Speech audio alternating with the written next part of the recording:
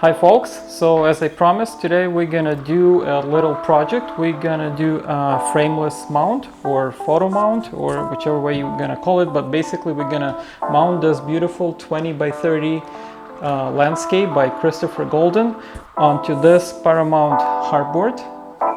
The tools we're gonna use for this project is going to be a couple weights, the keen cut ruler, some knives, Omni grid ruler, and the book bone. Alrighty, let's get to it.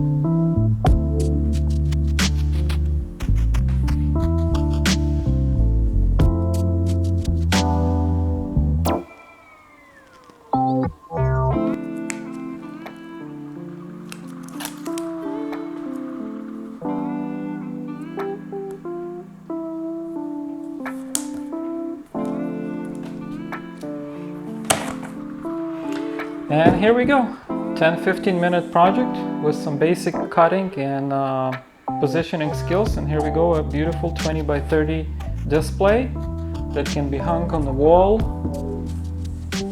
Definitely not gonna curl. This hardboard is very sturdy, though it's pretty heavy. The weight is around 2 pounds, so that's why I made sure I have 4 command strips. Let me know if you have any questions or comments, and thanks for watching.